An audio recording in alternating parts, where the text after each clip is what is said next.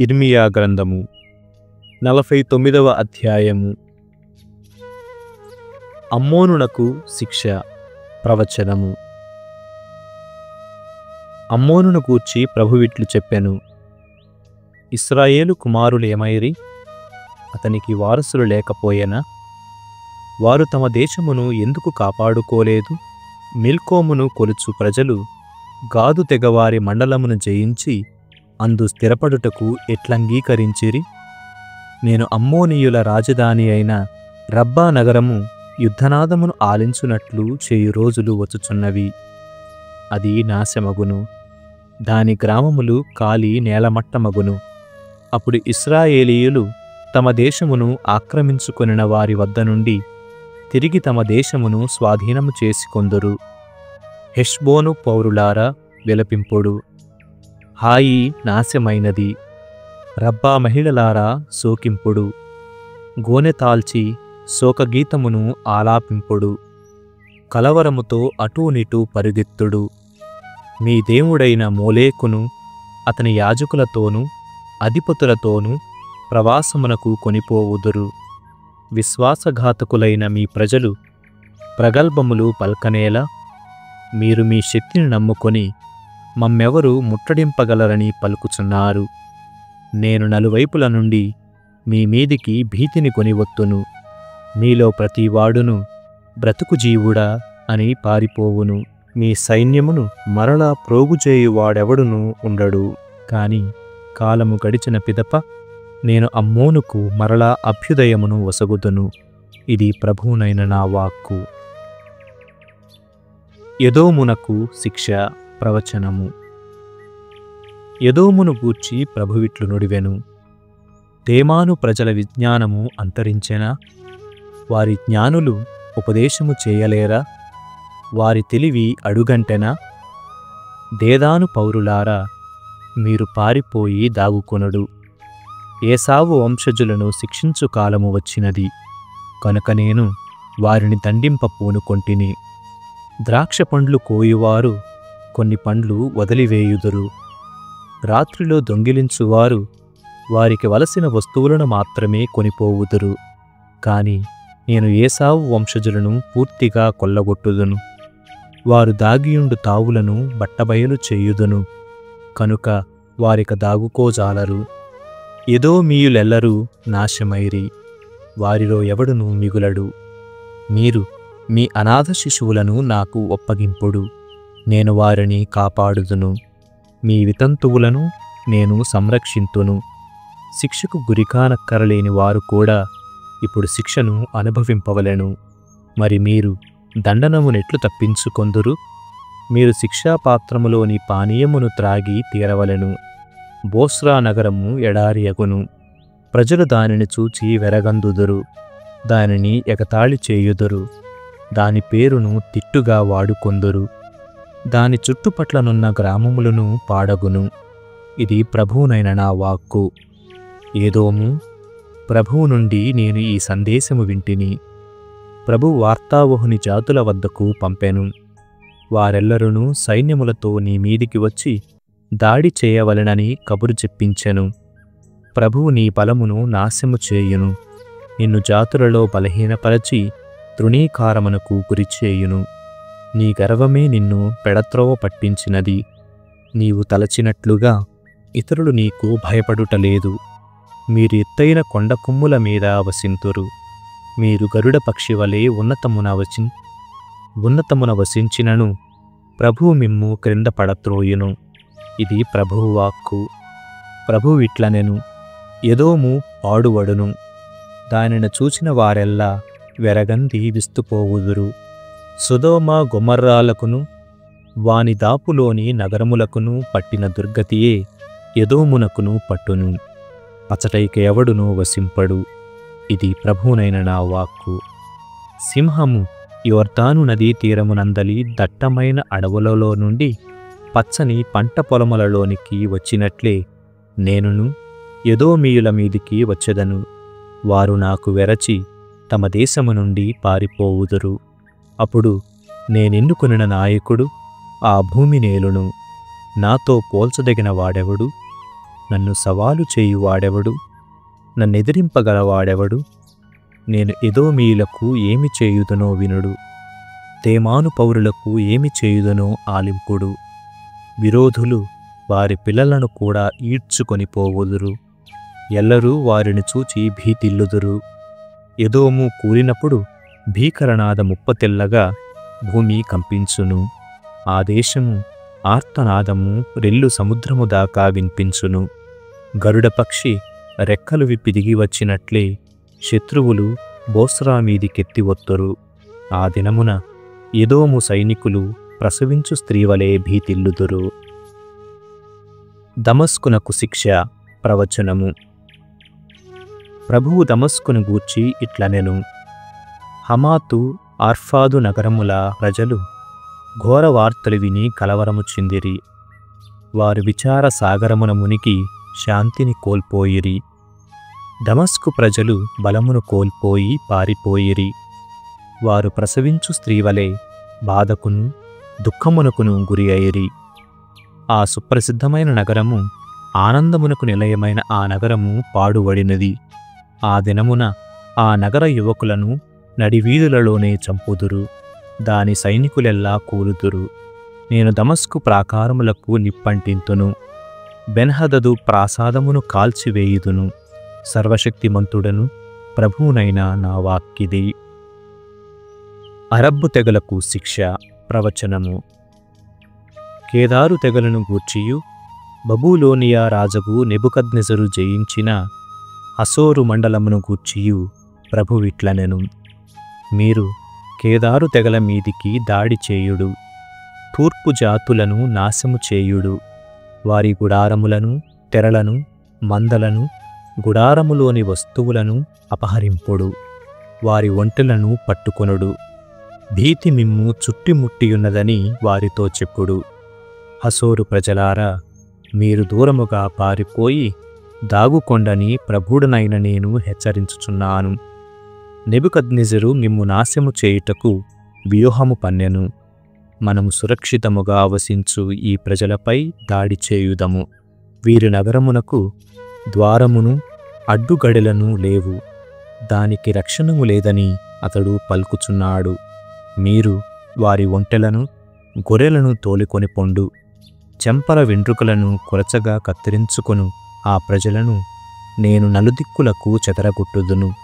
ఎల్లవైపుల నుండి వారిని నాశమునకు గురిచేయుదును. అసోరు కలకాలము వరకును ఎడారియగును. నక్కలకు వాసస్థలమగును.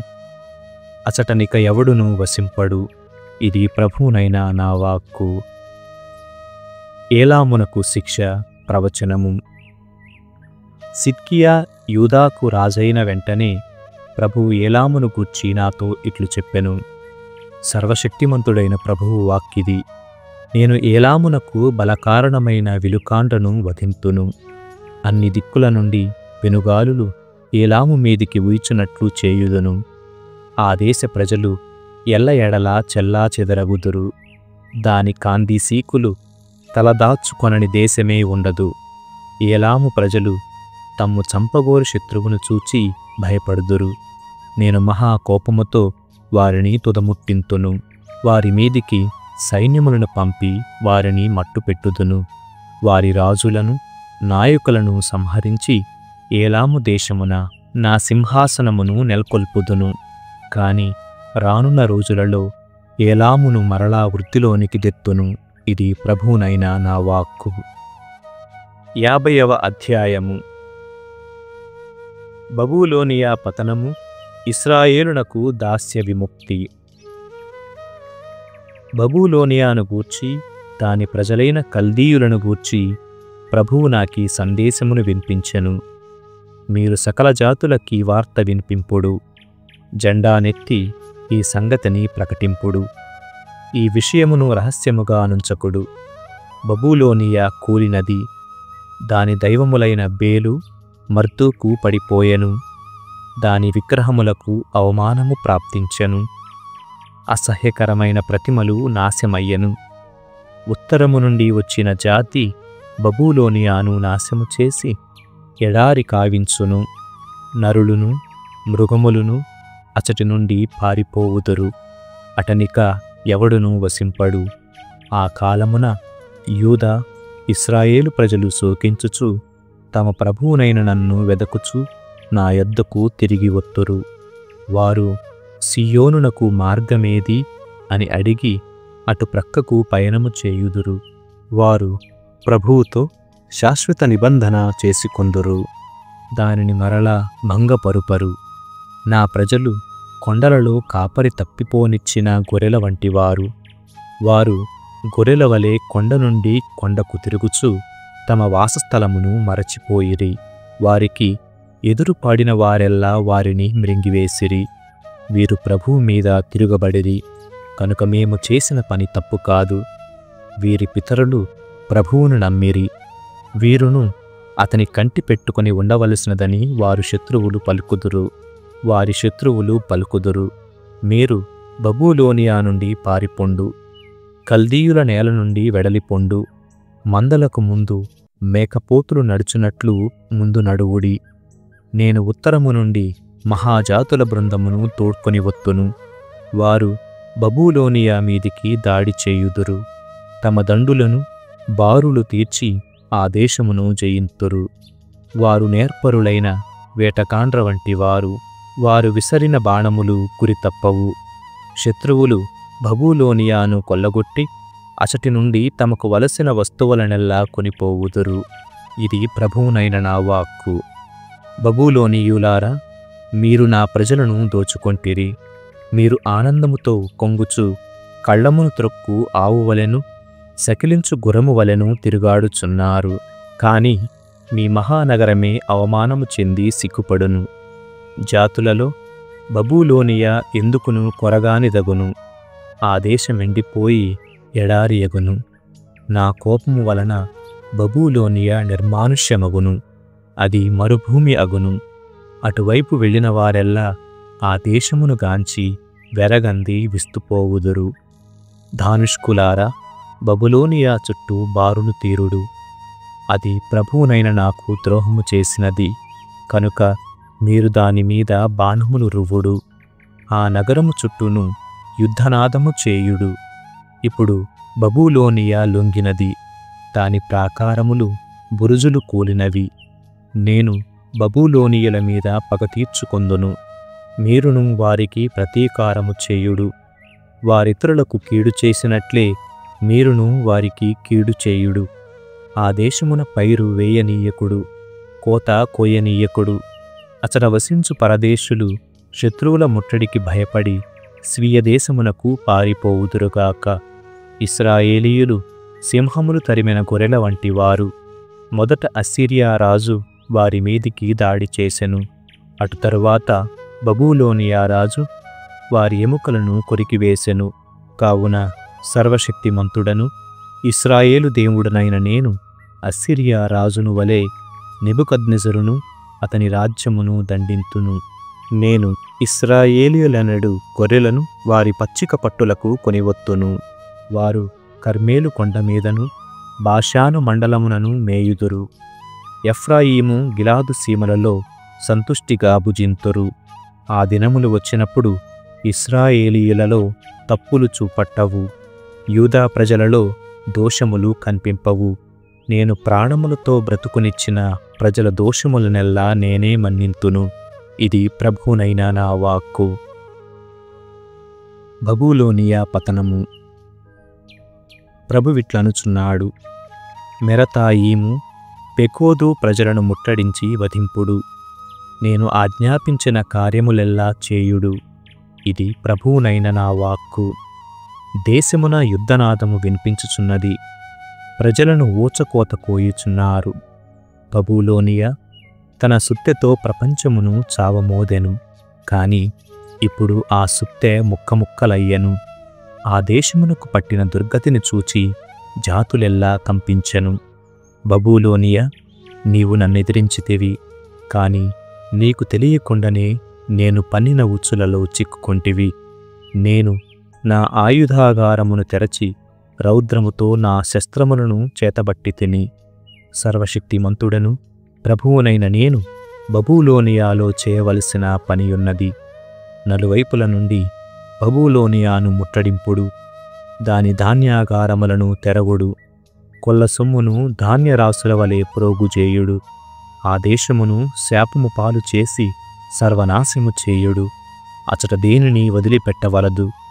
దాని ఎడ్లనన్నిటినీ వధింపుడు. అవి వదకు పోవలెను. అయ్యో వారికి శ్రమ! అయ్యో వారి దినము దగ్గర పడెను. బబులోనియా నుండి పారిపోయి వచ్చిన కాందీసీకులు యెరూషలేము ప్రవేశించి, మన దేవుడైన ప్రభువు తన దేవాలయమును నాశనము చేసినందులకు బబులోనీయుల మీద పగ తీర్చుకొనెనని చెప్పిరి. గర్వము. ఆ దేశమును ముట్టడింపుడని విలుకాండ్రతో చెప్పుడు. విల్లమ్ములను వాడగలిగిన వారినందరినీ దానిమీదికి పంపుడు. నగరమును చుట్టుముట్టుడు. ఎవరిని తప్పించుకొని పోనీయకుడు. ఆ నగరము దుష్కార్యములకు తగినట్లే దానిని దండింపుడు. అది ఇతరులకు కీడు చేసినట్లే మీరు దానికి కీడు చేయుడు.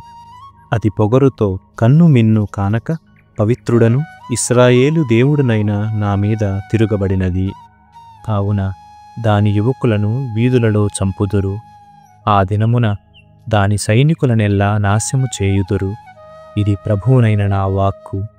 బబులోనియా, నీ కన్నులకు కావరమెక్కినది. కావున సర్వశక్తిమంతుడను ప్రభువునైన నేను నిన్నెదిరింతును. నిన్ను దండించు కాలము వచ్చినది. పొగరబోతులైన నీ జనులు కాలుజారి పడిపోవుదురు. ఎవరునూ వారిని పైకి లేపరు. నేను నీ నగరములకు నిప్పు పెట్టుదును. నీ చుట్టుపట్ల గల పురములు కాలిపోవును. ప్రభువు ఇశ్రాయేలును రక్షించును. సర్వశక్తిమంతుడైన ప్రభువిట్లు పలుకుచున్నాడు. శత్రువులు ఇశ్రాయేలీయులను పీడించిరి. వారిని చెరపట్టిన వారు వారిని తమ గుప్పిట పట్టుకొని అటూనిటూ కదలనీయరైరి.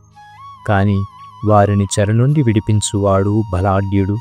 సర్వశక్తిమంతుడైన ప్రభువు అని అతనికి పేరు. అతడు ఇశ్రాయేలీయుల కోపు తీసుకొనెను. ఆ ప్రభువు లోకమునకు శాంతిని దయచేయును. బబులోనియాను మాత్రము కలవరపెట్టును. ప్రభువిట్లనుచున్నాడు, బబులోనియా చచ్చును, దాని ప్రజలు నశింతురు. దాని నాయకులను జ్ఞానులను హతులగుదురు. కల్లలాడు దాని ప్రవక్తలు ఖడ్గము వశులై వారు పిచ్చివాండ్రగుదురు. వారి బలాఢ్యులు ఖడ్గముచే హతులగుదురు. దాని అశ్వములు రథములు ఖడ్గముచే నశించును. ఖడ్గముచే పరదేశ సైనికులు చత్తురు. వారు స్త్రీల వలె బలహీనులగుదురు. దాని సంపదలను నాశము చేయుడు. కొల్లగొట్టుకొని ఎత్తుకొని పొండు. ఆ దేశమున వానలు కురియవు. దాని నదులు ఎండిపోవును. బబులోనియా భయంకర విగ్రహములకు ఆలవాలము. అవి ఆ దేశ ప్రజలను మూర్ఖులను చేసెను. బబులోనియా అడవి జంతువులకును నక్కలకును ఆటపట్టగును. కుడ్లగూబలచట వసించును. నరులచట మరలా కాపురముండరు.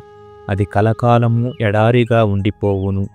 నేను సొదొమ గొమర్రాలను వలెను వాని పరిసర నగరముల వలెను బబులోనియాను కూడా కూలద్రోయుదును. అచట ఇక ఎవడునూ వసింపడు. ఇది ప్రభువునైన నా వాక్కు. ఉత్తరము నుండి వచ్చు శత్రువు. ఉత్తరము నుండి ఒక మహాజాతి కదలి వచ్చుచున్నది. దూర ప్రాంతముల నుండి పెక్కుమంది రాజులు యుద్ధమునకు సన్నద్ధులగుచున్నారు. వారు తమ విండ్లను కత్తులను చేతబట్టిరి. వారు నిర్దయులు, క్రూరులు. వారు గుర్రములనెక్కి స్వారీ చేయుచుండగా సాగరము ఘోషించునట్లుగా ఉండును. ఆ వీరులు బబులోనియా మీద పోరు సల్పుటకు సిద్ధముగానున్నారు. ఈ వార్త వినగానే బబులోనియా రాజు హస్తములు చచ్చుపడినవి. అతని హృదయము వ్యధతో నిండినది. అతడు ప్రసవించు స్త్రీల వలె బాధకు గురి అయ్యను. సింహము యోర్దాను తీరమునందలి దట్టమైన అడవుల నుండి పచ్చని పొలములోనికి వచ్చినట్లే ప్రభువునైన నేనును బబులోనియా మీదికెత్తువత్తును. నన్ను చూచి బబులోనీయులు తొందరగా పారిపోవుదురు. అప్పుడు నేనెన్నుకొనిన నాయకుడు ఆ జాతిని పాలించును. నన్ను పోలినవాడెవడు? నన్ను సవాలు చేయగలవాడెవడు? నన్నెదిరింపగలవాడెవడు? నేను బబులోనియకు ఏమి తలపెట్టితునో దాని ప్రజలకేమి చేయుదునో వినుడు. శత్రువులు వారి పిల్లలను కూడా ఈడ్చుకొని పోవుదురు.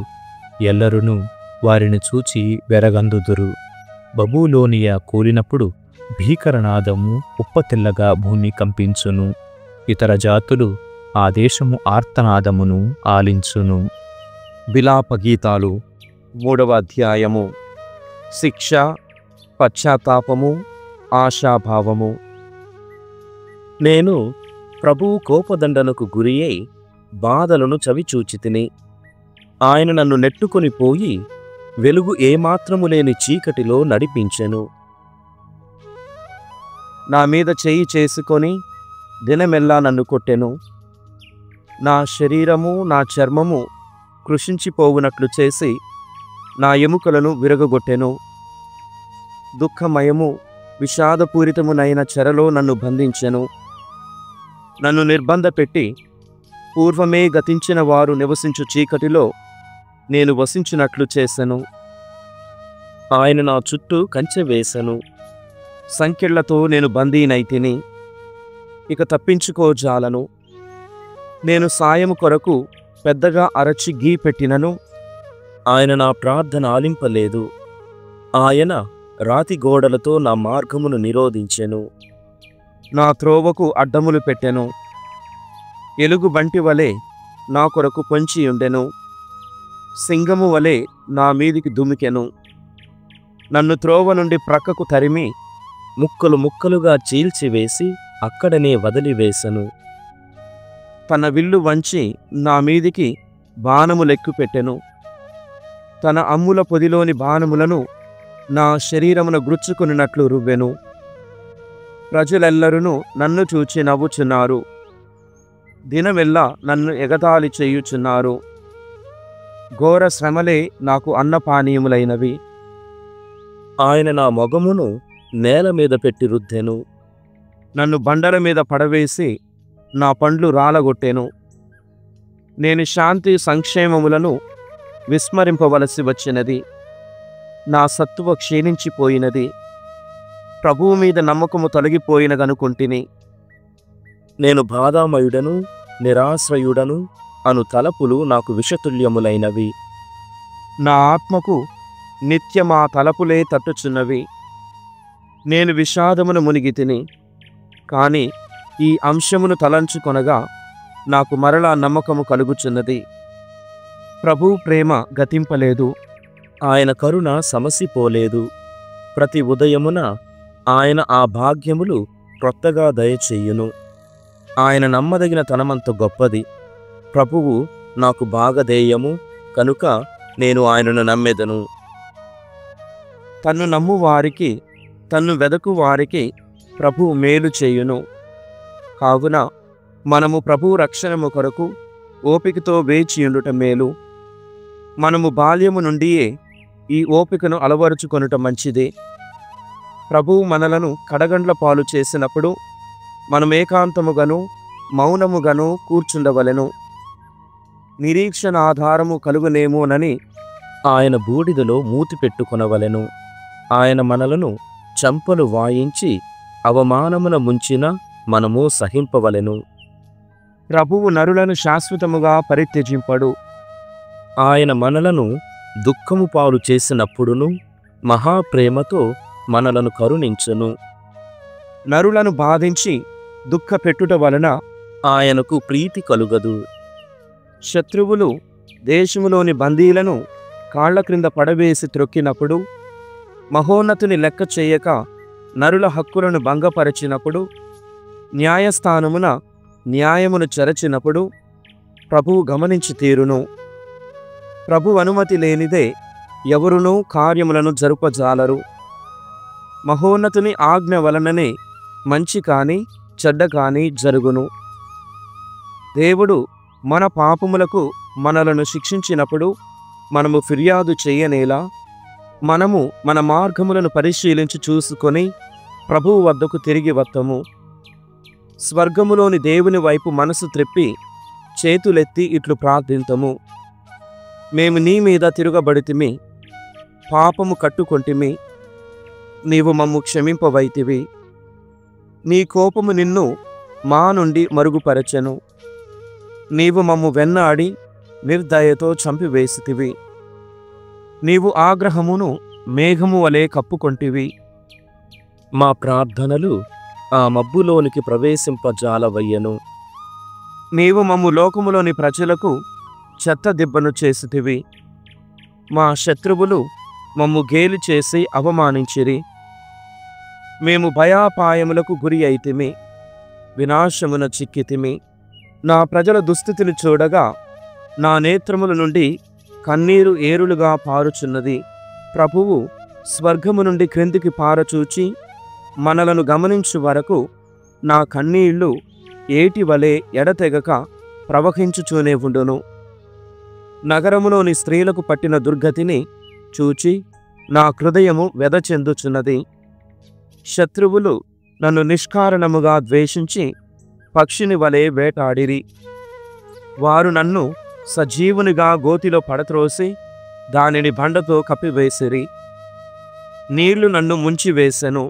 ఇక నాకు చావు తప్పదనుకొంటిని. ప్రభు, గోతి అడుగున నుండి నేను నీకు మొరపెట్టి తిని, నా మొర వినుమని నేను వేడుకొనగా నీవు నా ప్రార్థన ఆలించితివి. నేను నీకు విన్నపము చేసినప్పుడు నీవు నా చెంతకు వచ్చి భయపడకుమని పలికి నాకు అభయం ఇచ్చితివి. ప్రభు, నీవు నా పక్షమున నిలిచి నన్ను ఆదుకొంటివి, నా ప్రాణమును కాపాడితివి. నీవు నాకు అనుకూలముగా తీర్పు చెప్పుము. నాకు జరిగిన అన్యాయము నీకు తెలియను. నా శత్రువులు నన్ను ద్వేషించి నా మీద కుట్రలు పన్నుటను నీవెరుగుదువు. ప్రభు, వారు నన్ను తిట్టుచుండగా నీవు వింటివి. వారి కుతంత్రములు నీకు తెలియను. వారు దినమెల్లా నన్ను గూర్చి మాట్లాడుచున్నారు. నా మీద పన్నాగములు పన్నుచున్నారు. వారు కూర్చుండుటను లేచుటను చూడుము. నేను వారి గేలిపాటలకు భావమైతిని. ప్రభు, వారి చేదములకు గాను నీవు వారికి ప్రతీకారము చేయుము. వారిని శపించి నిరాశ పాలు చేయుము. వారిని కోపముతో వెన్నాడుము. ఆకాశము క్రింద వారిని అడపొడ కానరాకుండా చెయ్యుము. సామెతల గ్రంథము 18వ అధ్యాయము. దుష్టునికి పక్షపాతము చూపి నిర్దోషికి న్యాయము జరిగింపకుండుట ధర్మము కాదు. వివాదమునకు పాల్పడిన మూర్ఖుడు దెబ్బలను ఆహ్వానించును. మూఢుని పలుకులు స్వీయ నాశనమును తెచ్చును. అతని మాటలే అతనికి ఉరులగును. కొండెగాని మాటలు మధుర భక్ష్యముల వలె సులువుగా మృంగుడు పడును.